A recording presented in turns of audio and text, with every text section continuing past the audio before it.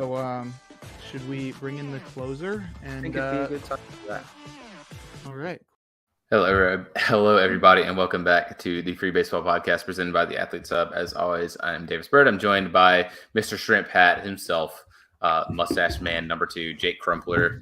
How are you, Jake? I'm doing wonderfully. It's a big week for conspiracy theorists, and maybe we'll have some time to discuss some of mine at the end of the show. But wrapping up baseball season, which is sad in a way, but also always fun in a way. I really do enjoy the off season. I enjoy the playoffs. I enjoy fishing. Just kidding, I don't fish. I think there's lots of things about having the baseball season end. You gotta have some hope for the next season as well. So I don't know. There's lots of things to like. But yeah, it's been a long year, hard fought year for the free baseball crew, but it's coming to a close. Yeah, bittersweet feeling near the end of the season. But before we whinge and moan and continue to waffle, we can talk about hot weeks. So since September 6th, there's been no hotter hitter in baseball than the Philadelphia Phillies, Trey Turner. Hotter hitter, Trey Turner, alliteration time. Sitting 478, got a 556 on base percentage. He's slugging a colossal 1.043. He's got 8 runs, 4 home runs, 8 RBIs, 2 steals, almost worth a full 1 F4, 0.9 F4 in the week. He's up to what, like 26 home runs now after such a pretty terrible start to the season? Yeah, 26 home runs now. He's just 2 shy of his career high. Ever since he got that standing ovation by the Phillies fans, which I think was on August something. Where's the FanGraphs splits for post and previous standing ovation? That's what I'm trying to figure out. I don't know which day was the standing ovation. I think it was August 4th. That sounds right. And since then, he has, working with my phone, 6, holy moly, oh my gosh. Yeah, 16 home runs. Yeah. He had 10 in the first half. He has 16 in the second. What a guy. He's just been outrageous. I think the Phillies we talked about him last podcast, I think driven by Trey Turner. That is this Trey Turner and the rest of their lineup. They're one of the teams in the playoffs that I think is going to be really miserable to be playing against. They're the number 1 wild card right now. Yeah, he has a 234 WRC plus. He's batting 393. He had 16 home runs. It keeps messing up, but yeah, that's pretty wild. It seemed like a lost season, like one of those where a guy signs a big contract and it's like too much for him going to a new place. I mean, this is a guy that's played in multiple different places, very different places, going from DC to LA. But yeah, it seemed like it was a lot. It seemed like he was like the face of all of the shortstops that signed this offseason that were really bad. And he has definitely flipped the narrative and is now on pace to have another great season, which is crazy because it seemed like it would have taken so much from him to get back to his career rates after, like you said, his slow start. But now the WAR numbers are pretty low because he's not been a great defender this year. But I think other than that, yeah, Trey Turner's back and he's looking like WBC Trey Turner. Definitely. I wish there's a WAR split. I'm looking for it, but he's at 3.8 F4. I feel like most of that has probably come during this stretch. But it's good to see this Trey Turner back because he is, when he's at his best, he's one of the best, like real 5-tool players in baseball. I know the fielding's sort of been waning this year, but I feel like that'll come back as well. But it's nice to see him finally return. I like this Phillies team. I always do. They're one of the, I'm a Cubs fan, but I always really root for the Phillies. I just kind of like everything about them. I have a lot of guys I like too. So it's nice to see them doing well and Trey Turner doing well, leading the charge with them. And their NL contemporaries have our other hot week. Currently winning the NL Central, the Milwaukee Brewers, and they're spearheaded by their 3-headed dragon. And then this is one of the premier members of it. Complete game shutout against the Marlins on the 11th. Brandon Woodruff, 9 innings, 6 hits, no earned runs, 1 walk, 7 Ks. Got 11 whiffs, which is good for 28% called strikes plus whiff percentage. Yeah, it's been a weird season for him. It's been a weird career for Woodruff because it seemed for a while like he was on the rise. 2020 was sort of the year prior to everyone expecting him to break out. In 2021, he lived up to expectations, though he didn't get to 180 innings. He was about as close as you can get, 179 and a third innings, but still that's like you're expecting 200 innings from your ace. And we saw Corbin Burnes get there, and maybe he was overshadowing Brandon Woodruff, but last year it seemed like him and Burnes would be the 1-2, the two-headed dragon in that rotation that would carry the Brewers. And he started off the year really bad, then got diagnosed with Raynaud's syndrome, couldn't feel his fingies, and then he hit the IL for a long time, and then he came back and he was as good as ever, and he had another great season. And then this year it was sort of the same thing. I forget what the injury was. It was not Raynaud's syndrome, but he missed a few months. He was out for a while. He's only tossed 56 innings this year, made 9 starts, but he's once again been really good. 1.93 ERA on the season. He's striking out a pretty decent amount of batters, but I feel like he's become underrated. I think he was already underrated, and just when he was about to hit that point of being nationally recognized and appropriately recognized as one of the best pitchers in baseball, he just started dealing with fluke injuries, but then would make up for it with incredible second half runs. And he's done that this year, which is cool to see if you're not a Cubs fan, or I guess an NL Central fan in general. But yeah, I think Brandon Woodruff really good, showing that he's one of the premier pitchers in baseball when he is healthy. Yeah, completely agree. Brandon Woodruff had that, I think it was a shoulder injury, like a scapular strain or whatever they called it. Brandon Woodruff it's good to see him back, even if I am a Cubs fan. I always like this guy. Specifically, like I've never had an issue with their pitchers, and specifically I really like the pitchers for Milwaukee because it's frustrating when they're dominating your team, because they do that very often. They're really, really good. And I think they're one of the best teams at pitcher development in all of baseball. And I think that rings true. I saw this tweet from J.R. Radcliffe. I think he is a Brewers reporter. He sure is. He's a Milwaukee reporter. He pointed out the fact that this is such a really good testament to the pitching development for the Milwaukee Brewers. Brandon Woodruff was an 11th round pick. He's an 11th round pick, and he's doing this. Freddie Peralta was 18 when they traded for him. He was sort of a lottery ticket in a trade. And then Corbin Burnes was terrible. Awful. In 2019, he had like almost a 9 ERA in 50 innings. He was just miserable. And now all 3 of these would be probably the best pitcher on most teams in baseball. So it's good to see this, and it's good to see this for Woodruff, who has battled back from injury and has struggled with them in his career to sort of get back on track at probably the best time for the Brewers. And this is another team I talked about, the lineup being the big thing for the Phillies, the pitching staff for the Brewers. Excellent. I think this is a team that matches up well against pretty much anyone in the playoffs. Because their pitching staff can limit them to 1 to 2, maybe 3 runs, and then just hope their offense can push more across. Really good, and it's nice for Brandon Woodruff. Those are our hot weeks. Now we can move on to players of the week, and these are some familiar names. So from the week of the 2nd, talk about Jose Altuve in the AL. We talked about him at length last podcast. And the podcast before that. And the podcast before. And then one that I feel like we haven't talked about as much, but I think it's time that he gets his flowers once again in the NL. It is the Atlanta Braves first baseman, Matt Olson. Yeah, I mean, I feel like we can just skip Altuve. He's been so incredible for ever since he came back, and we've talked about him extensively for the past couple of weeks. But Matt Olson, who we've talked about sometimes this year, but I think you're right. He's having the best season of his career, so I think it's due time that we give him his time to star in the show. First player to 50 home runs this year. He just crossed the 50 threshold 2 days ago. He's at 51 now. He's got 116 runs and 128 RBI, and we still have a couple more weeks to go in the season, which is crazy. But yeah, he's having an incredible year, the best offensive year of his career, if you don't count 2017, since it was a 59 game sample. 163 WRC plus. He's worth 6 F4. That's the most he's put up in a season, and just absolutely incredible what he's doing. And I mean, I think he is like going to always be linked to Freddie Freeman, which is understandable given that, you know, the Braves decided to go for Matt Olson instead of pursuing Freddie Freeman.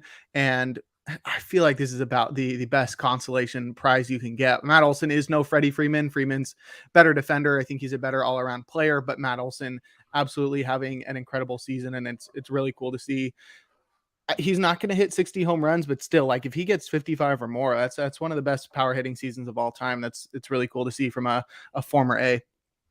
Definitely. And he's been on a tear in this stretch for Atlanta, and I know they have a pretty good night right now because they clinched the NL East. So they have won the NL East again. I don't know how many years in a row that is, but it feels like a gajillion. It was 6. He's on a 10-game hitting streak also while doing this. I think he's the only one over 50 home runs. But his slugging percentage during this time period is like almost 2. It's crazy. It's like 1.8. I think it's like his slug is like 1.2. I think that's in the last week. Yeah, in the last 10 games. So he's on a 10-game hitting streak. His slug is like 1.2, and I think his OPS is like 1.85 or something, which is pretty crazy. But yeah, it sucks that he's almost forever going to be intrinsically linked to Freddie Freeman because Freddie Freeman's obviously such a legend from this era of baseball in general, not just the Atlanta Braves. But Matt Olson, I mean, it feels like that he's sort of one of the forgotten members of the Braves. I know all the storylines are about with the Braves, like, oh yeah, Spencer Strider and Ronald Acuna Jr. Matt Olson has hit 50 home runs, and it feels like one of the quietest 50 home run seasons of all time. And that sort of sucks, but that also sort of personifies Matt Olson. Matt Olson is not really like, I hate saying he's not a flashy player.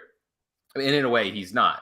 But it's still like he's just a guy, not a huge personality, goes out, does his job, and his job just so happens to be to hit some fucking dingers. So, and he's really good at that. So it's nice to see for Matt Olson. Skip Altuve because I'm tired of talking about him being good at baseball consistently. And we can move on to some prospect promotions, starting with pretty big one. It's Jordan Lawlar. It's number 10 prospect in all of baseball. The number 3 shortstop prospect, and Arizona number 1 prospect joining them for the stretch run, trying to clinch a wild card spot. Yeah, he's one that I was really excited about ever since he's been just absolutely tearing up the minors. He was the Diamondbacks number 1 pick in 2021. He was drafted 6th overall, and he was really good in the minors this year. 20 home runs, 36 stolen bases. That's as a 20-year-old at AA and AAA. Great plate discipline as well. Doesn't strike out too much. He's only played 4 games in the majors, has not been too great thus far, but this one's really exciting.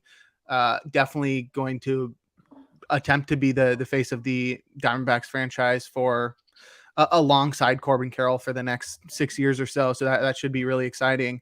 I mean, not much to say at this point. There's not much for him to do for the Diamondbacks except for help in the stretch run, but cool that they're able to bring him up, plug him, ride him to the shortstop spot, and he's batting towards the bottom of the order, but I think it makes the team more exciting.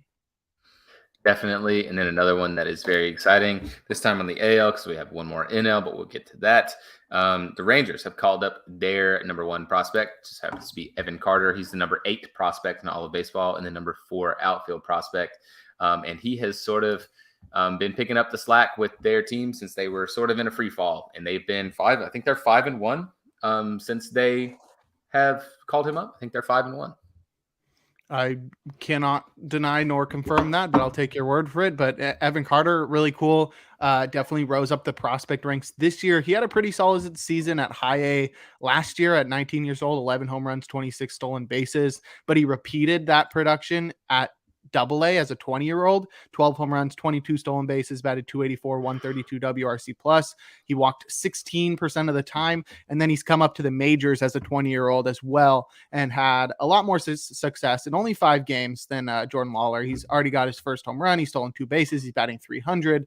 Really cool to see, and the Rangers really need it because Adolis Garcia just hit the IL, so they needed some help in the outfield, and that team is and has been on a free fall for a while. But you said that bringing Carter back up has rejuvenated that team, and they're waking up a bit. But it would be pretty wild if they were to miss out on the playoffs this year.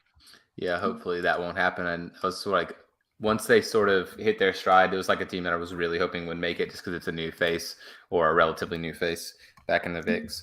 And then this other one, I'm pretty stoked about. It's the number 12 prospect in all of baseball, number 5 outfield prospect, and the Chicago Cubs number 1 prospect, Pete Crow Armstrong, called up 2 days ago, made his debut. He's played 2 games. Hasn't really done much except he made 2 web gems, Two Web Gym plays in center, which is his calling card. He's a great fielder. That's what he's gonna do. Yep, hasn't got his first hit yet, which kind of sucks, but he'll get there. Yeah, real cool guy. He's wearing a weird number. Did you see it in the clip? I have no idea what number he is. He's wearing number 52, and then his name is so long it's like wrapping all the way around the numbers. Nice. It's awesome. Yeah, and he's I feel like he's more notable right now because nobody will stop talking about his mom, because his mom was the mom in Little Big League. I don't even. It's such like a. I don't want to call it an unknown baseball movie, but it's not in like the pantheon of best baseball movies that I don't remember. I've probably seen it, but yeah. And then she was like at his debut, and everybody's freaking out. I'm like, bro, this guy's one of the top prospects in baseball, and all you care about is his mom. But yeah, I think he's very comparable to Kevin Kiermaier, and if he can stay on the field, he could be better than Kevin Kiermaier, because I think Kiermaier, as everyone knows, had a lot of potential, but he just never stayed on the field for more than like 90 games. So I think if Crow Armstrong can stay on the field for a full season, I think he's like a 15-30 guy with Gold Glove 80 grade defense in the outfield, and that's really cool. And can always take a next step. I saw somebody tweet that he was like the best Cubs prospect ever that they've ever seen, which is somewhat interesting considering like what his stats were and how many incredible prospects the Cubs have had in their franchise's history. But I guess that's just hinting at the high praise that they're giving him. He did hit 20 home runs this year and stole 37 bases. But the strikeouts are definitely going to be a problem when he does get going. But this seems like the type of guy where, similar to like Michael Harris, where he's got that floor of like incredible defense, but then that allows him to like focus on hitting more. And then he just surprises you as he has more power than you thought. He's like already got 80 grade speed. And then he just is lucky on balls in play because he's fast and he hits the ball hard. And then he ends up being like a much better hitter than you expect as well. So that one's I think he's got a higher ceiling than many expect. I think it's interesting that you talked about the speed, because on one of the plays he robbed Nolan Jones, I think, on the running play. Sarah Lang posted that he covered 98 feet in 4.9 seconds, which is equates to about a 30.7 feet per second sprint speed, which is very well in the elite category. So that placed him as one of the fastest players in baseball. The bat will come along. He hasn't hit higher than AA this year. And he's still very, very young. So I think it'll come along. They basically called him up because they had a few injuries and they didn't want to have to run Mike Tauchman out there in center every single night. So this is basically like sort of some respite for their outfield. And he's doing a decent job. Hopefully he can get the bat going. And this last prospect that we will talk about is the number 12 prospect for the Los Angeles Dodgers, which is Kyle Hurt. Yeah, he's an interesting prospect, not a well-known one, but the Dodgers have turned him into a really good pitcher. The results haven't really been there. He's not like a sub-3 ERA guy, but what he does have is the highest strikeout rate in the minors. He's been used out of the bullpen and out of the rotation. He's pitched at AA and AAA. He's 23 years old. He's 25 years old, excuse me. But his strikeout rates have been north of 37% at both of those stops. And like I said, he was starting games, so that's really incredible. The Dodgers have brought up a lot of pitchers this year. Ryan Pepio, Bobby Miller, Gavin Stone, and some guys from the minors as well. So that will be interesting to watch to see if this is the one that works. Ryan Pepio has been quietly really solid, and Bobby Miller has been really great this year, but a lot of the other ones have been hit or miss. Brian Hudson's another one. So I just thought it was interesting that the guy with the highest strikeout rate in the minors got called up. So we'll see. I'm sure the Dodgers will turn him into an ace. Not right now, because they have optioned him as of 2 hours ago. So the guy with the highest strikeout rate in the minors is going to go continue to rack him up in the minors because he's been optioned in lieu of Joe Kelly's return. But yeah, it's still nice to see guys like this come up regardless. I always like pitcher debuts. I think they're always really cool because you get to see like just how they use their repertoire. They usually suck. Well, sometimes. And then like every now and then they'll go off, and it's like really nice to see. I don't know. I've seen so many pitcher debuts against the Cubs where they have just completely trash canned the Cubs to believe that. But yeah, hopefully Kyle Hurt can be back up soon.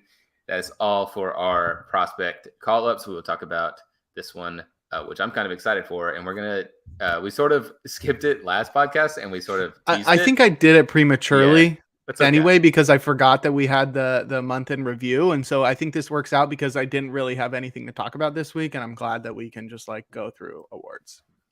Definitely. I'm yawning. It's not because the podcast is boring. This is the early awards debate. I think we're going to run down all of the potential awards categories, and we're going to give our picks as to who we think is going to win them. Hopefully, we will not do the thing that we always do where we say the same guy over and over again. I do think it's probably going to be one of those times as we start with the AL reliever of the year. In our categories. Our candidates. The categories are reliever of the year. The categories reliever of the year. The candidates for AL reliever of the year are Felix Bautista, Emmanuel Clase, Ryan Pressly, Jordan Romano, and Jhoan Duran. For the NL, it is Camilo Doval, Alexis Diaz, David Bednar, Yenzer Supreme, Devin Williams, Josh Hader, and Raisel Iglesias. So we can start with the AL side, and I think, unfortunately, this is going to be one that we agree on very heavy-handedly. But I'd like to hear what you have to say first. Yeah, I don't know. This one's close because Felix Bautista was like far and away running away with it, and then he got injured and he hasn't pitched in a couple of weeks. So I mean, it's definitely gonna allow guys to rack up more saves and strikeouts than he had. But like on a rate basis, Felix Bautista was clearly the best, and he did toss 61 innings, which is pretty solid amount for a reliever. He got up to 110 strikeouts, so you can determine from that he's pitched a pretty decent amount this year. But this is sort of one of those situations that you see more so in the Cy Young debate, where you have a guy that has 175 innings versus a guy who has 200 innings, and it's like the 175 innings guy was better on a per inning basis, but the other guy has a larger workload, so you sort of have to weigh those against each other. I think Bautista might be the best candidate, but I think there will be some voters that probably go different ways. I mean, Emmanuel Clase is leading baseball with 40 saves. Jordan Romano has more saves than Bautista. He's at 34 and he's got a 2.60 ERA. He's been pretty meh. I mean, Carlos Estevez is there, but he's really turned around. But Ryan Pressly and Jhoan Duran, I think are sneaky guys. Pressly doesn't really have the ERA, but he has been very solid this year. And Jhoan Duran, who I think has a higher ceiling than he does have more strikeouts than the other guys, 2.5 ERA. But I mean, just looking at the surface numbers, like Felix Bautista blows them all out of the water, and he's like missing a whole month of work. And yeah, I think it's going to be Bautista, even if he doesn't pitch in another game this season. I agree. Talk about Romano. I think Romano is the closest one. I mean, Clase leads in saves for me. But like you can look at Romano as a comparison. Romano has 34 saves in like 52 innings, and I think Felix Bautista still, even with the injury, Romano, innings. Yeah, he has more innings, but Romano got hurt earlier too. Yep. So there's a lot of these guys have struggled at points. I think Bautista on a rate basis was like on on track for one of the best reliever seasons like in recent memory. Yeah. Potentially on a rate basis of all time. So I think I would give it to Felix Bautista just on that, even though he is missing this time. Hopefully he won't have to have any like real issues. I think they said that there's a chance he could pitch again this year, even though he does have like a partial UCL tear, which is not good. Yeah, I think they'd save him for the playoffs if they do that. Yeah, they should. But I think I would have to go with Felix Bautista as well. And on the NL side, who's your pick here? Although I think I know the answer. I don't know. This one's a lot more interesting and I think nuanced because the race is a lot closer. And so you sort of have to consider a bunch of different statistics. Doval's leading the group in saves, leading the National League in saves with 37, and he's been really good this year. Alexis Diaz had a really good first half, and he's got 36 saves, and the rest of his numbers are sort of riding on the coattails of his first half. He's still got a 2.15 ERA. He's got 82 strikeouts, very solid. And then David Bednar is having like the best second half amongst this group. I think he's leading baseball in saves in the second half. He's got a sub-2 ERA. He's got a nice 69 strikeouts. And then you got Devin Williams, Josh Hader, and Raisel Iglesias, some of the best closers over the past few years. Devin Williams doing his usual thing, 1.68 ERA, just so quietly doing that. And also has 33 saves. Raisel Iglesias has been really incredible in the second half, but he's sort of being dragged down a little bit by his first half numbers. And then Josh Hader leads baseball in ERA, or did until recently. It might be he might not have that anymore, but 1.29 ERA on the year. His workload has been smaller than the others, but he does have 78 strikeouts in 48 innings. So I think this one is really interesting. To me, I think it's between Doval, Bednar, and Williams and Hader. I think Diaz and Iglesias might be out of it, but I feel like there's not really a clear right answer. I feel like you were going to go with Camilo Doval, and I was going. Well, that's like the homer pick, but I feel like the only thing he has is the saves. Probably. And that's not really something I really value that much. It's also not something he's completely running away with either. I think he's leading that by like 1 or 2. Yep, he's 1 over Diaz. I think my pick for this, given how good his second half would be, and given for the fact that he is one of my favorite players in baseball, I think I would probably go with David Bednar, Yinzer Supreme, just because he has been very good. The save opportunities for him are also extremely limited because he plays for a very bad team with the Pirates, who have been struggling very mightily. But yeah, I would go with David Bednar here. The second half, David Bednar is something else. For him, he's also completely unrelated. He's like their Roberto Clemente Award nominee, which I think would be very cool to have a Pirate and David Bednar win it for doing work in his hometown, which would be really sick. So I would go with David Bednar just on a completely homer basis, just because I like him. But I do think this is a really, really close race. I just think if it was up to me, I would pick my guy right there. Yeah, I think I would go with Devin Williams. I think it would be close, but I think Williams is sort of has the best of everything. He doesn't like lead in one category, but he's a huge strikeout guy. He's got a pretty decent workload. He's got a super low ERA, 1.68, like I said, and then he's also got 33 saves. So I think he sort of checks all of the boxes, and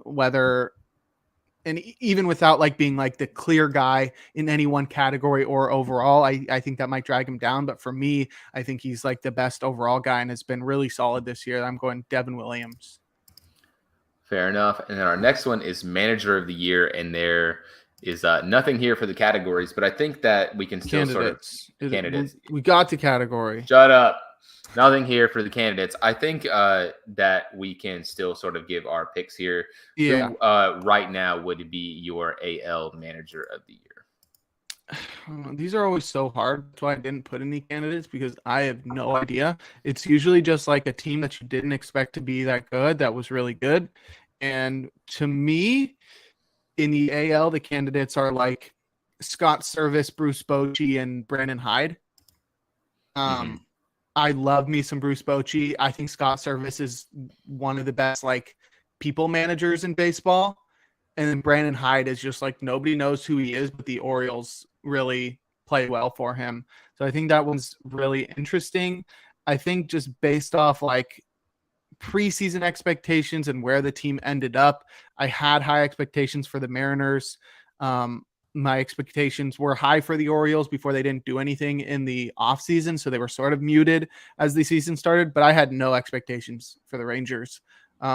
Just with the volatility of their pitching staff and their lineup looking like it wasn't really great 1 through 9. It felt top heavy. So I'm going Bruce Bochy here. It will definitely be determined by if they make the playoffs. Like if they don't make the playoffs, you can't vote for Bruce Bochy. And then I think it's probably Brandon Hyde. But what Bochy's done there, I feel like he's changed the culture there from a team that was like perennially middle of the pack and like just not living up to the expectations that the front office had, to a team that was a juggernaut for the first half and has been surviving injuries in the second half. It is definitely a change of culture there. I think I would go with Brandon Hyde of the Baltimore Orioles here. They've been the best team in the AL. They've been extremely good, the Orioles. Brandon Hyde also, you said you don't know who he is. I knew who he was because he was the Cubs bench guy. He was the number 2 for Joe Madden way back, which feels forever ago now.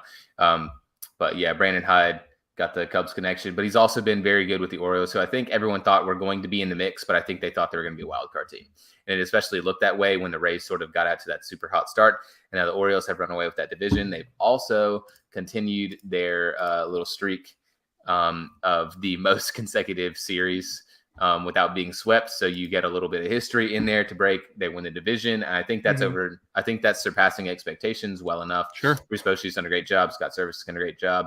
But Brandon Hyde has taken a team full of a lot of young guys and turned them into a division winner, which I think is very impressive from him. So that would be my pick. And on the NL side, who would you pick? I don't know. There's so many choices. Like Brian Snitker is like a clear choice, but the Braves had such a good roster. I'm definitely not choosing Dave Roberts. So you get a lot of like second place teams. Or Dave Roberts, his team sucks. Yeah. Like Craig Counsell, I think is perennial. I mean, David Ross is there, but I think he's not a good manager.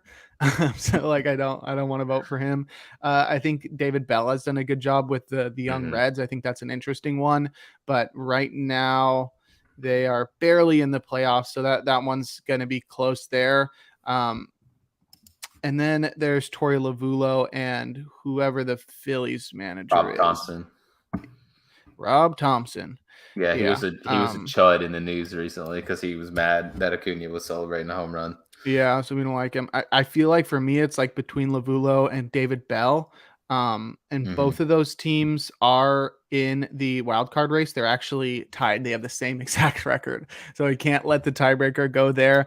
I think based on preseason expectations, I would go with David Bell. That team had no chance of making the playoffs, and what he's done, sort of taking a team of young guys and a misfit rotation and making everything work there, giving that team the confidence that, you know, even without experience, they can win. I think that's pretty commendable for a manager. Yeah, I think mine's probably between three, and it was going to be Craig Counsell, David Ross, and Torey Lovullo. And I think it's, for me, it's so tough to pick between them. David Ross, I want to say, like, should have it because he has overcome being an awful manager to have his team be good. But I don't know. I think the Cubs still had some decent expectations given what their roster looked like to sort of be in the mix. Craig Counsell in the same way. I think Torey Lovullo wasn't really given much of a chance. I don't think anyone really expected the Diamondbacks to sort of be right where they are. So I think I would go with Torey Lovullo. Although I would really like to be a homer and pick David Ross. I just can't. I can't do it in good faith and pick David Ross because he's very, very much not a good manager. We can move on to our Rookie of the Year candidates in the AL. I saw this debate earlier, and I think this is an interesting one, and I want to talk about it once I name all of them. But for the AL, we have Gunnar Henderson, Josh Young, Tristan Casas, Tanner Bibby, and Masataka Yoshida. And then the NL, we have Corbin Carroll, Kodai Senga, Spencer Steer, James Outman, Ellie De La Cruz, Matt McLain, and Bobby Miller. Yeah, American League, I think, is the one where there's actually an argument. I think the NL, there have been some great seasons there that I think might have won in the AL, but it's pretty clear Carroll's going to win there. But in the AL, you have a pretty good debate. Masataka Yoshida, I think, was clearly the best hitter there for the first half, and he's fallen off a lot in the second half and sort of taken him out of the running because he doesn't have that fielding element that boosts his WAR. And that's where Gunnar Henderson comes in. He started off really slow, but has been great in the second half, boosting his WRC plus up to 124. And it comes with 4 FWAR.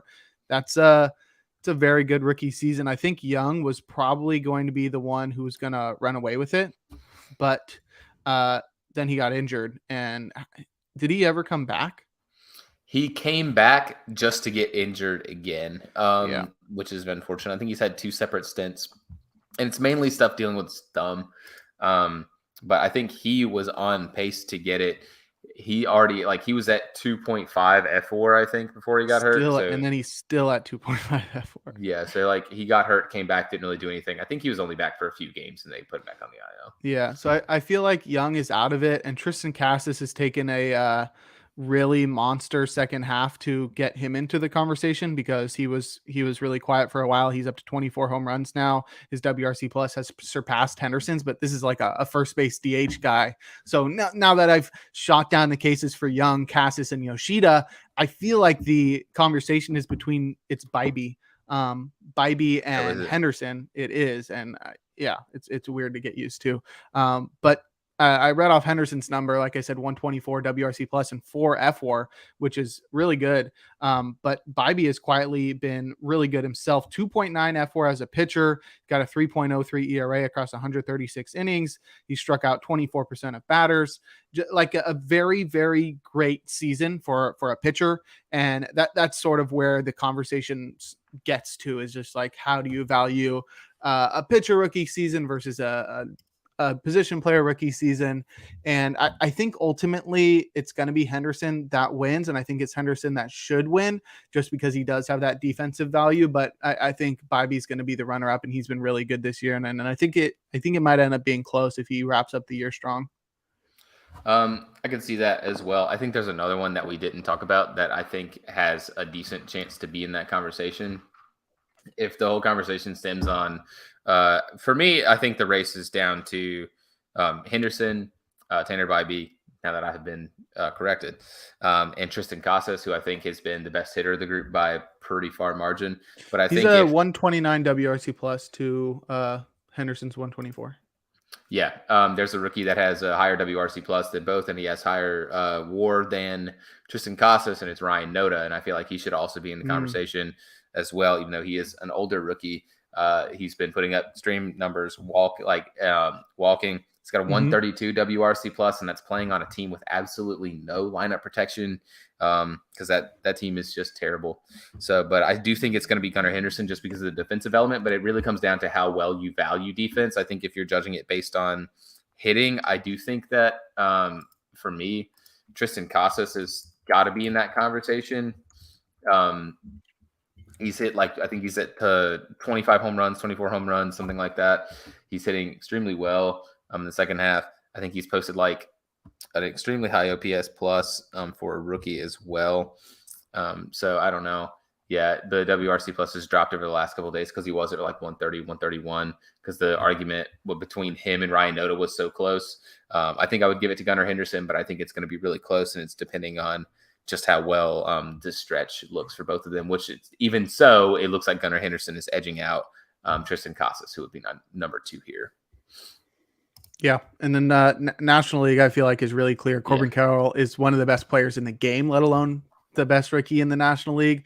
But I mean, props to Kodai Senga for having a really great transition from Japan to the major league. Spencer Steer, I think, quietly been one of the best rookies, more of a compiler, but he's been really solid throughout the whole year. James Outman has had bursts, but he also plays center field, and that helps a lot. Ellie De La Cruz might be the most exciting rookie of the year. So that's maybe if you make that an award, most exciting newcomer, I think he wins that. And Matt McLain, who every single time it seemed like he was going to start slowing down, he just kept going. So he had a great season before getting injured. And then Bobby Miller for the Dodgers he's been very solid this year, nothing crazy. And he also has a smaller workload than most of the other rookie pitchers that have been here. I think Yuri Perez can sort of be in there too. He just hasn't pitched a lot, but when he did pitch, he was really good. Yeah, I agree with you though. I think this one is pretty clear cut in favor of Corbin Carroll. I think it's gonna be unanimous. Yeah, probably. And we can move on from that with our unanimous MVP, not yet, probably in the future, unanimous rookie of the year on the NL side for Corbin Carroll. We can talk about the Cy Young, and I think this one on the AL side is sort of clear cut, but we can talk about the candidates, and it's Garrett Cole, Luis Castillo, Kevin Gausman, Sonny Gray, Framber Valdez, George Kirby, and Pablo Lopez. On the NL side, we got Blake Snell, Justin Steele, Zach Gallen, Spencer Strider, Zach Wheeler, Logan Webb, Clayton Kershaw, and Corbin Burns. Yeah, I think Cy Young in general is where the biggest conversations are going to come in. I know in NL MVP, you have a pretty top heavy group there, but I feel like both Cy Young races are very close. It seems like Cole might run away with it and finally get his first Cy Young. He does seem like he's going to hit 200 innings, and he does have a sub-3 ERA, but his strikeouts have gone down a lot over previous years. He has surpassed 200 strikeouts, so he is doing well in that regard, but on a per inning basis. But the rest of the competition there is somewhat underwhelming. I think Luis Castillo has been great all year, but just slightly worse than Cole. There was a moment a couple of weeks ago where they had basically identical numbers, and it sort of came down to I actually had the hypothetical. If you had two starters with the same exact numbers, like literally like decimal for decimal, what would be a deciding factor that you would look at in pitchers like that? Oh man. Right? I feel like So the like only thing rate stats. no, Like if they exactly had the same. every single number was the same. If they had the same exact stat page, they just had different names and they were on different teams. No, for me, I would vote for the guy that doesn't play for the Yankees. I feel like the only thing you can do is like who has a better record. Like yeah, that's sort of would have to be it. Who has a better which team was better? Because that's like the only thing that can change that. Who has a better record? I really don't know, to tell you the truth. It was a really interesting hypothetical. That is really interesting. That is difficult to answer, but I think I wish there was more of a conversation here, because Garrett Cole doesn't really like get me excited about like, oh my gosh, yeah, he was so good this year. And Kevin Gausman has been like one of the premier strikeout pitchers this year. He's got 217 strikeouts. Luis Castillo has been really solid. Sonny Gray's been great in the ERA department. Framber Valdez taking a step forward after last year's historical quality start year. George Kirby walks nobody, and Pablo Lopez, a big strikeout guy. But I feel like Garrett Cole's the whole package. If he closes out the season without a blow up, I feel like the award's his, but I still think it's close enough that if like Cole has a blow up and then a start where you're like not super convinced to close out the season, and then either Castillo or Gausman have like back-to-back really great starts, you get into a situation where it's really close. Yeah. I think it's Cole. I was sort of really hoping it was going to be Castillo, because that would be one right for me, because that was my way too early prediction. So hopefully, I don't want to say hopefully, because I don't want to wish bad things on Garrett Cole. He's like one of the very few Yankees I actually do like. Yeah, I do think it's Cole, and it's. I think you're right. It's not like a exciting Cy Young. I think this is the most boring AL Cy Young race of all time. There's not one guy that's really pacing it. And it's sort of similar on the NL side. The NL side, like, race is very weird because there's a lot of guys that are very similar and not one that's very clear cut. Like, yeah, this guy's been outrageous this year. Garrett Cole, I think he's a boring pick, but I do think he is the right pick. Although I do really hope Castillo can just go completely stupid the last like couple starts he's going to get and just take it, because that would make me look like big brain 4D chess player, man. And on the NL side, like we said, I think it's between like realistically like four guys. And I think that's most likely the first four that are on the list: Blake Snell, Justin Steele, Zach Gallen, and Spencer Strider. But I'd love to hear your take on this first. Yeah, I feel like they all have things that you can knock on their resumes. Blake Snell has been incredible in the second half. He's second in the National League in ERA, trailing only Justin Steele. And I think both of those guys have the same conversation right now, where they just don't have the innings that the other guys have.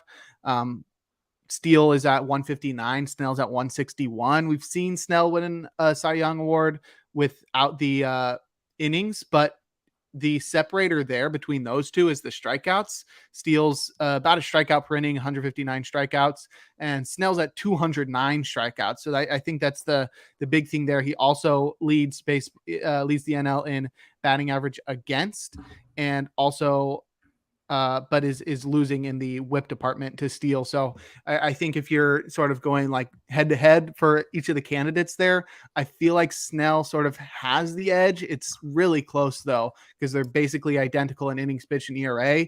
But Snell has given up more base runners, but has made up for that with more strikeouts. And then you have Strider, who seems like he should be a lot better than he is, but his ERA is not where you want it to be for a Cy Young guy. 3.73. That would probably be one of the highest Cy Young ERAs in the last 20 years or so. But he does make up for that by leading baseball in strikeouts by a pretty solid margin. He's at 259 on the year, and he's great in the whip department too, 1.08. And he also has the innings pitched north of those other guys, 169. And then you get to Gallen, who's sort of got everything. he had a blow up recently, so his ERA has fallen down to 3.50. So he's sort of middle of the pack there, but he does have the innings. He's second in the National League in innings and with 192 and 2/3. His WHIP has been very solid this year, 1.11. And then with all those innings comes a lot of strikeouts, 199. And I think then you get to that point again where it's like, okay, what do you weigh more? Do you weigh like a lower ERA over a smaller sample size? Do you weigh a guy who throws 200 innings, or do you weigh the guy who maybe has a better FIP than all of them, like Strider? Yeah, I think this is a really weird one. And I think Strider, if he did not have like a blow up start every third start for like the last month and a half, I think he's probably got it, because like if he had like a 3.33 ERA. Yeah, if he was like at a low threes, but he's genuinely the weirdest pitcher on the list, because he'll have, like, I think he had a start tonight where he went 7 innings pitched. He gave up like 3 base runners. He struck out 9. He was completely dominant. And then like 2 starts ago, he gave up like 8 runs or something, which is so weird. I mean, I'm a homer. I'm going to pick Justin Steele. It's very obvious.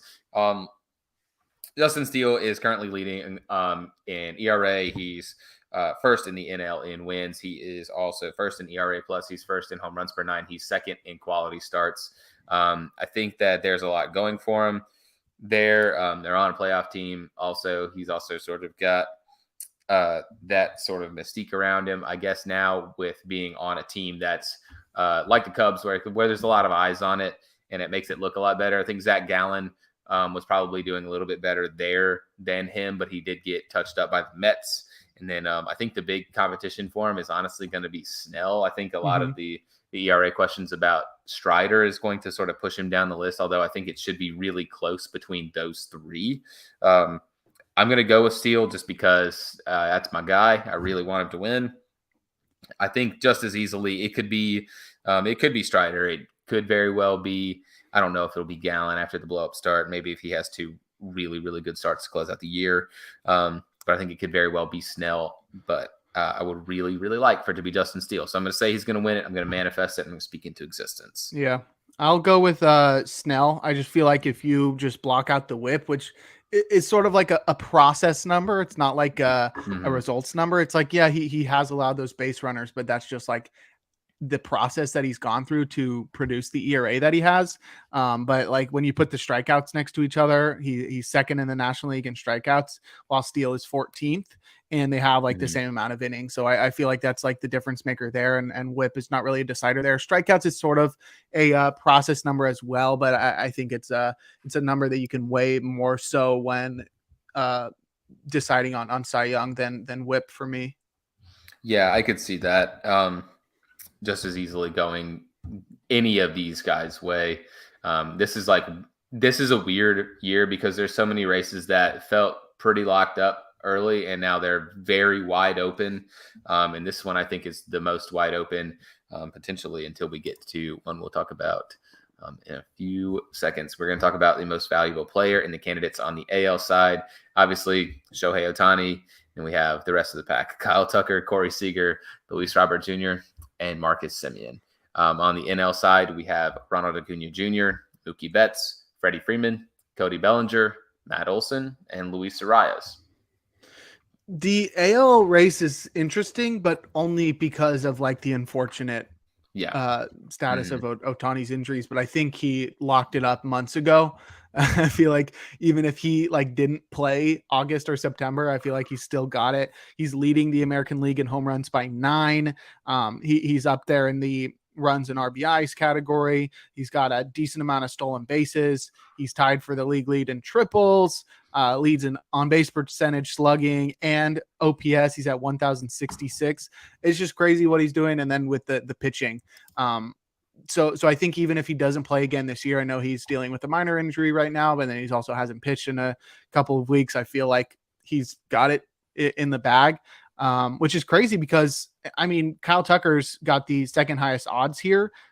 He's been very solid this year, but plays a good right field. But Corey Seager has been absolutely bonkers. I mean, he's a shortstop that isn't a great fielder, mostly because of his size, but he's having an incredible season. He's only got 412 at bats.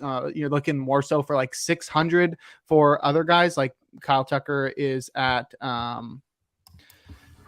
522. So it's like a 100 at bat difference, but Seager's got a 1055 OPS. I've said this in the past. The only shortstop ever to have a OPS north of 1050 in a full season is nobody. So Corey Seager would be the first one. He's batting 340. He's got 30 home runs. That's like an MVP year if Ohtani wasn't playing. So that sort of sucks for him. And I mean, Luis Robert Jr. quietly been having his first full season, and that sort of allows him to get in there. Marcus Semien sort of gets his case blown out because Seager's on his team. Like, he's not the most valuable player on his own team, so you can't really give that for him. But I don't think he's missed a game all year. That guy's something else. But I feel like Yandy Diaz, if we're taking out Ohtani out of this conversation, I feel like he's got to be in the conversation because like he plays first base, so he doesn't really have that defensive value, and he doesn't steal at all. But this is a guy who was like one of the best contact hitters in baseball, and like he hit like 9 home runs last year or something, 11, something super low. He's at 20 now, which is crazy. He's batting 324 with 20 home runs. He's got a 914 OPS. I mean, Yandy Diaz, super dope, finally lifting the ball. Hasn't done so really in the second half, but that's a fun guy. But all in all, in the end, Shohei Ohtani, I think, is going to win this unanimously, to be honest, even if he doesn't play again this year.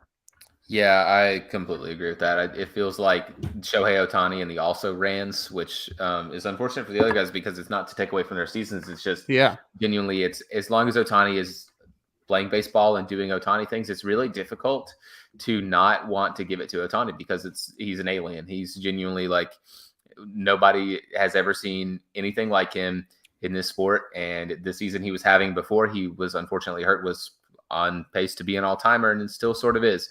It's very unfortunate. I just still think Ohtani's the MVP there. I think he's still leading in F4. I think in all of the AL, I think he's like at like 6.6 F4 or something like that. Yeah, he's still top in F4 and he's over Seager by like 0.7, which he could very easily get to. It just feels like it's Ohtani's to lose, and I don't think it's going to be lost. On the NL side, I think this one's more of a race. It's really sort of a three-way race since those top 3 guys talked about. Ronald Acuna Jr., Mookie Betts, and Freddie Freeman. Just felt like Ronald Acuna Jr.'s to win, and now it sort of feels like it's very much up in the air who's going to come away with it. We talked a little bit before the show, but I would like to hear what you have to say about your potential winner here. I'll start from the bottom. Luis Arias leading baseball in batting average, batting 349, which is a crazy fall off. There's still a chance he doesn't even lead the National League in batting average after flirting with 400 for the first couple of months. Matt Olson, we discussed at the beginning of the show.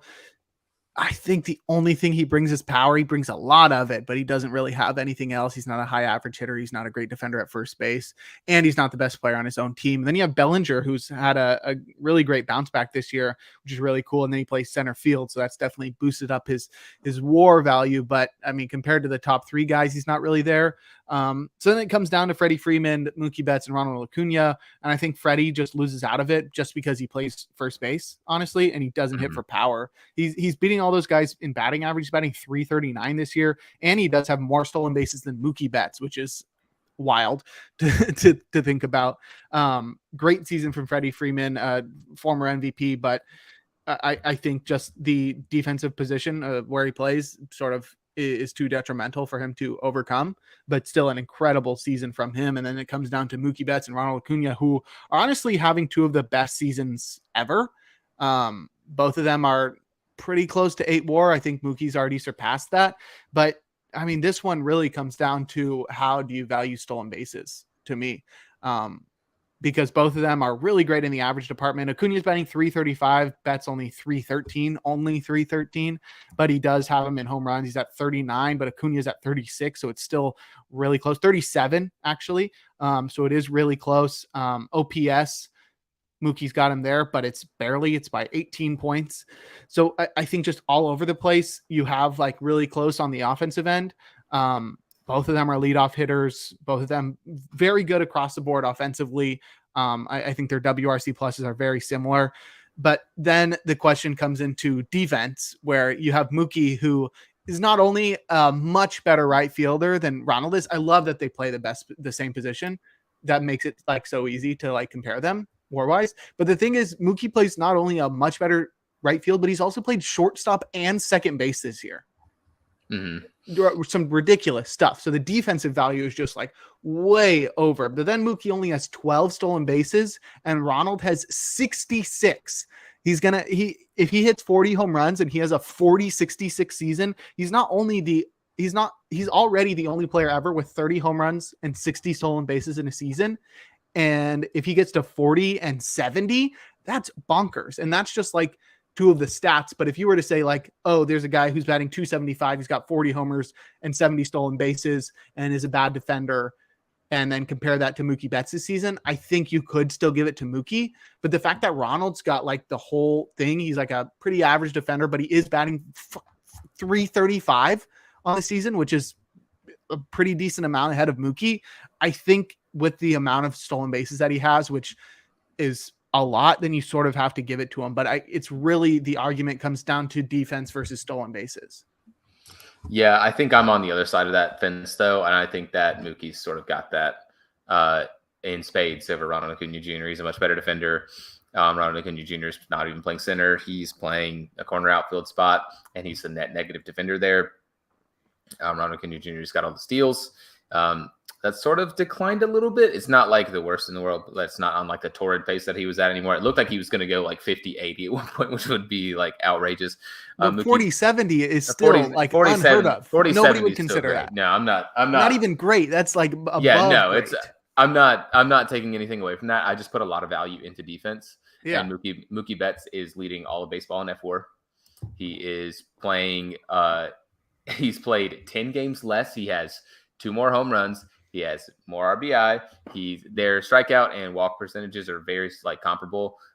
Ronald Acuna Jr. has walked exactly the same amount of times as he's struck out.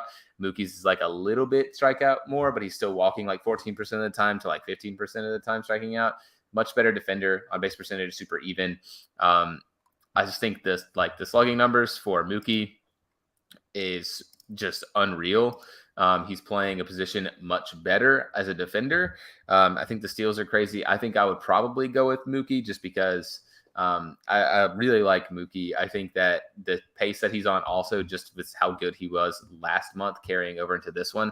I feel like if he continues a remote amount of that pace, I just don't think I think this race gets a whole lot closer and you make that argument a lot more. It's definitely not Ronald Acuna Jr.'s like completely to run away with now. Mookie's almost a full 1 F-WAR better than Ronald. And that's partially because of the terrible fielding for Ronald Acuna Jr. Even the base runner runs, like StatCast, Ronald Acuna Jr. is still around 0, even with all the steals, which is really wild. He's got all those steals and he hasn't really been like a positive runner. He's leading in runs, but Ronald Acuna Jr. He's leading in hits too. Acuna's got 199. Mookie's only got 165. Yeah, he's leading in hits. Look at the team that they also play for. Mookie Betts. I think both of those teams like that. That's what's great about this conversation is that these are the top 2 teams of the National League. They're the top 2 teams, but it's also with the Braves. It's the lineup we've seen in the last 25 years.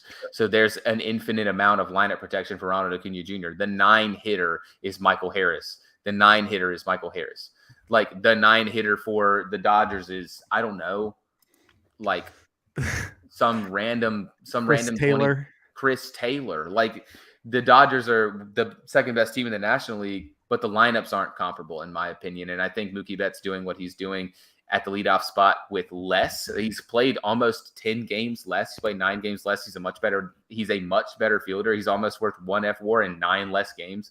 I think I would go with Mookie here, although it's definitely not cut and dry. Ronald Acuna Jr. is most likely going to win. So close. I think Ronald's going to win. I do think he's going to win, but for me, if I was going to pick, I think it would be Mookie right now. And if the paces continue that they were on, because Mookie's been on a better pace as of recently. Also, it's interesting to note the crazy season that Ronald Acuna Jr. has had, and despite the fact that everyone thinks, Mookie Betts has just had the best second half in history, which is very accurate, and he's been very good. 3 out of the 5 months of the season, Mookie Betts has beat Ronald Acuna Jr.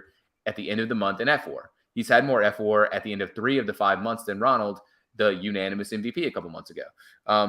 I think it's very, very, very close. Like it's the closest NL race maybe since Yelich and Bellinger. Super, super close. I think I would give it to Mookie though.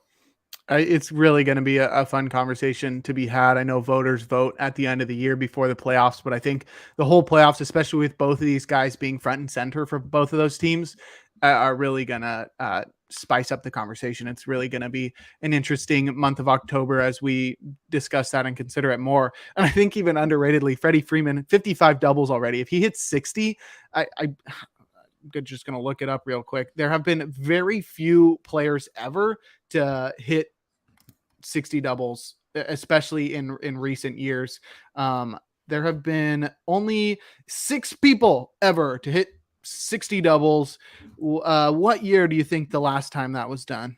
It had to have been back when dudes were old. Oh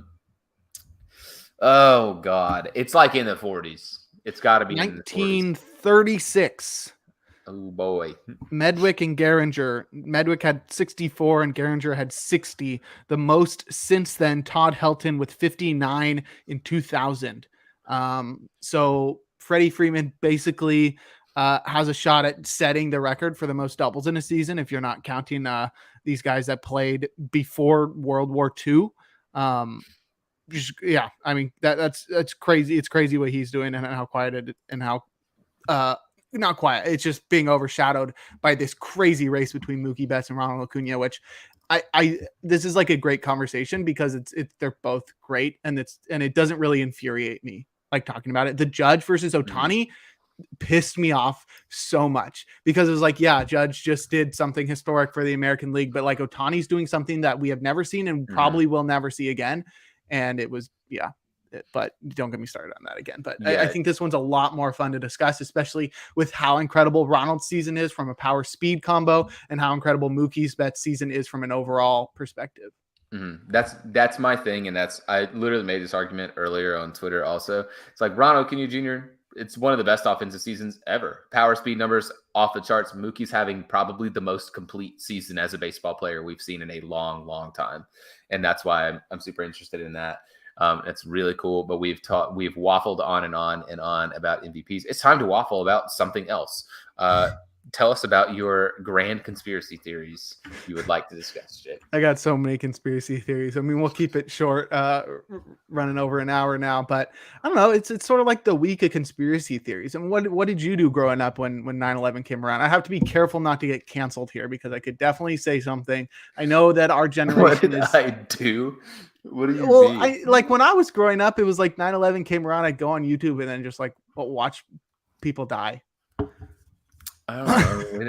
we never really did anything. Like it's not like we threw a party. Like no. I don't mean like as a family. I mean like I would like get home from like talking about it at school and be like, I'm gonna watch YouTube videos about 9/11.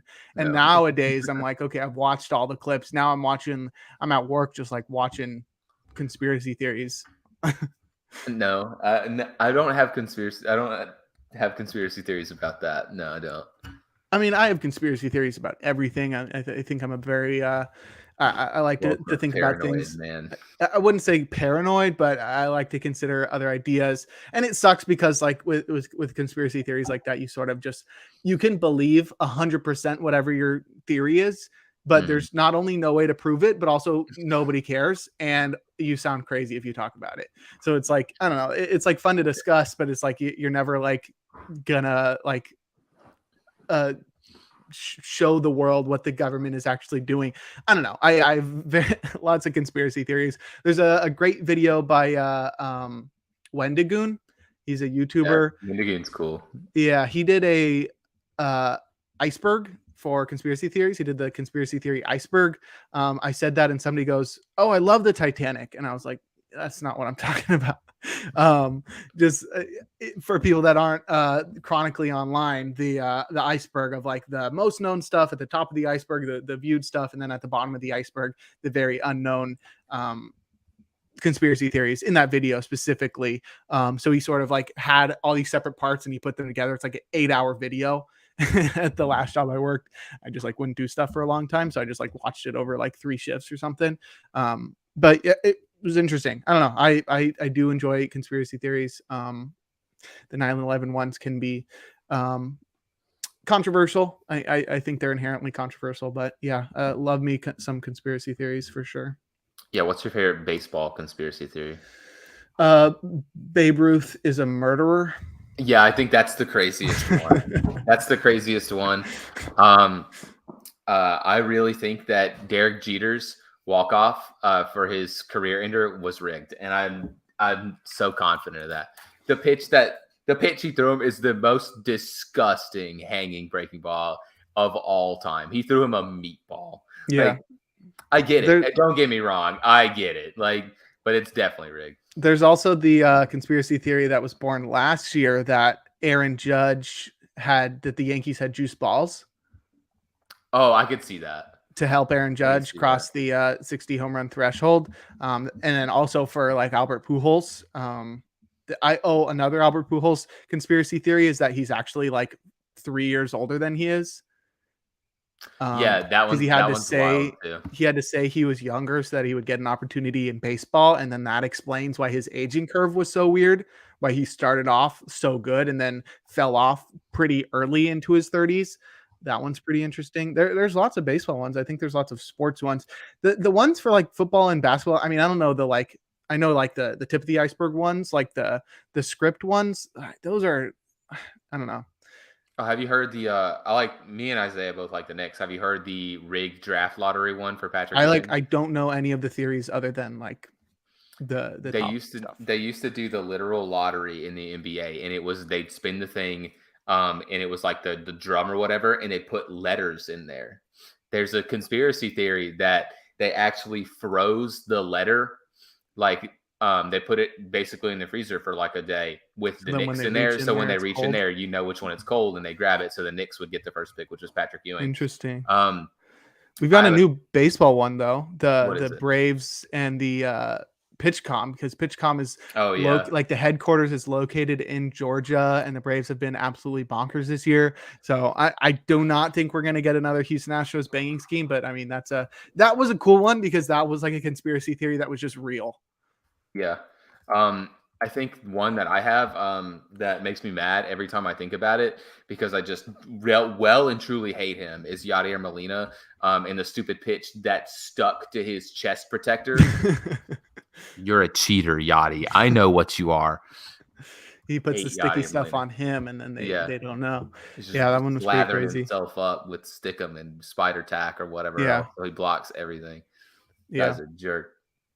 Well, not only to block everything, but then you can put sticky stuff on the ball for the pitcher. That too. I also think the Black Sox scandal is probably the most well-known conspiracy theory. I mean, that's just a not a theory. Well, the theory was Shoeless Joe Jackson, and Shoeless Joe Jackson shouldn't have been implicated because they made him sign the form or whatever. Like they basically signed an agreement that he would cheat, and Shoeless Joe Jackson couldn't read. He just could not read at all. So they just gave him a piece of paper, and he just what he do? They give him a green crayon, and he just scribble something on there. Okay, sure. How would baseball be different if there were still guys that just couldn't read? They also said that he threw the World Series and he hit like 470, and he had like the only like 5 RBIs for the White Sox. And then he's just banned from baseball forever. Yeah, you cheated. I hit like 470 and drove in our only run. Yeah, that's so funny. Yeah, the conspiracy theories are great. Yeah, go watch that Wendigoon video. It might take you a couple weeks, but it is really good. Big fan of conspiracy theories. Did you see the aliens today? Yeah, the Mexico had the aliens. What was that? I don't know. I got bigger fish to fry, man. I don't care about no aliens. That was not an alien. I was so disappointed. I watched the video of them like unboxing it, and then I was just like, no, that's not a real alien video ever. Yeah, but I was just like expecting to see something like I've never seen before, like an organism that didn't look like and then it was just like a little green. Yeah, it was a little green guy that was like mummified, and it was just so disappointing. Little mummified paper mache dude that someone made in art class 30 years ago. So sure, go ahead with your aliens. I got bigger fish to fry, man. A McChicken's like $5 now.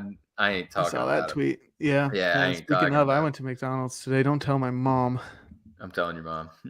You don't know my mom. Actually, you could probably find her pretty quickly. Yeah, but that. really disappointing on the aliens. I was just like, oh shoot, there's aliens in Mexico, and then it was just kind of like, a bummer. What is this? But yeah, if anybody wants to talk conspiracy theories, I'm always down. If anyone wants to talk bringing in the closer, we can talk about that right now.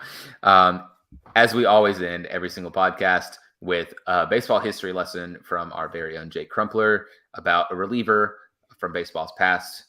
Let's bring in the closer. This week, we've got Heathcliff Slocum, who's got a sick name.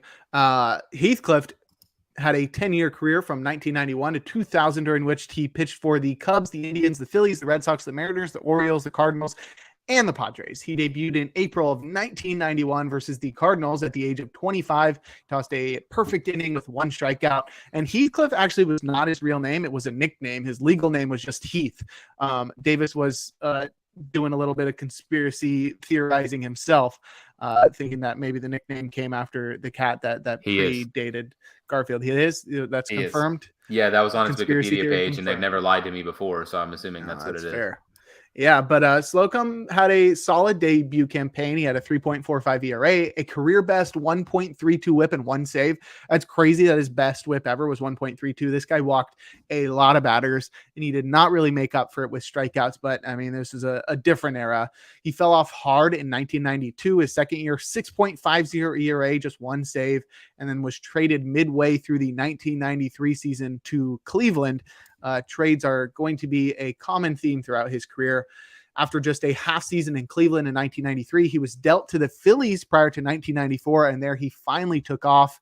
In 1994, he had a career best 2.86 ERA, and then he followed it up with the best season of his career in 1995. He had a 2.89 ERA, a career high 32 saves, and he led the National League with 54 games finished. He also earned his first and only All-Star appearance.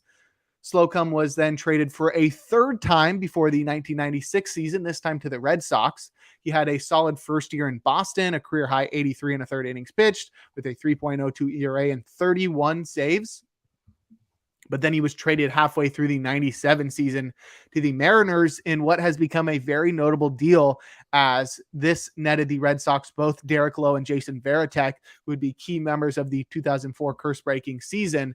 And then that year, Slocum really struggled for both teams, both the Red Sox and the Mariners. In that season combined between both teams, he had a 5.16 ERA, but he still recorded 27 saves. He was then bad again for the Mariners in 1998, 5.32 ERA that year. So they did not re-sign him when he became a free agent. He signed with the Orioles prior to 1999. And then after pitching to a 12.46 ERA in just 10 games in Baltimore, they released him. But then the Cardinals picked him up, and he posted a 2.36 ERA in 40 games. So they held on to him for the next year. But after another bad first half, the Cardinals traded him to the Padres, and that's where he finished out his career, a career in which he racked up 5.5 Baseball Reference WAR across 631 innings pitched, while striking out 513 batters with a 4.08 ERA, a 1.58 whip, and 98 saves, which is tied for 169th on the all-time saves leaderboard. Nice. That is all we have for this episode of the Free Baseball Podcast. Make sure you're joining us again next week for episode number 75, another milestone episode for us. As always, my name is Davis Bird. You can follow me on twitter.com at DVSBird. And you can follow Jake Crumpler on his twitter.com account at Jake Crumpler. You can also follow our host site on there as well. We are a subsidiary of the athleteshub.org, and you can follow them on Twitter at athleteshub. And you can check out every time we go live. So if you want to check our podcast, that's where they're at. You want to read articles, they're coming out, incrementally. We're slacking a little bit. We need to pick it up. It's not us. But in the article, I haven't written anything. I'm slacking. You haven't written an article in like 2 years. Shut up, Jake. Don't get me fired. Shut up. I don't want to get fired. Devin, don't watch this. You can't fire you. You don't have a contract. That's true. Anyway, if you want to check out articles by them, they're like fan written articles. They're really easy, digestible reads. They're really nice things to read, especially around this time where fantasy football is picking up. If you haven't already done a draft, I know it's going to be week 2 soon. So if you're doing like a late draft or whatever, fantasy basketball also pick up. They also have Deep Takes from 3 basketball podcasts that is sort of our, I guess, like sister podcast, brother podcast, whatever you would call that. And then you can check out all of the stuff that Jake writes for, which is very dope. Like, yeah, I write for pitcherlist.com. Articles coming out every week there. I also do a couple podcasts there. The First Pitch podcast comes out every single day. I do the weekend editions there, so stay tuned on Saturday and Sunday mornings. Those are pretty digestible podcasts, just 15 minutes long. I also do a weekly reliever-focused podcast called In the Pen that comes out every Friday morning. And then I also write for baseballhq.com, but you can find all of my work at crumplerbaseball.com, which is in need of an update and has been needing one for like 2 months. You can read my senior thesis on there if you ever find the time to read like a 25-page paper. I'm going to. It's good. It's about baseball, partially. Nice. That's all we really have for tonight, but make sure you check us out next Wednesday at the same time. Peace.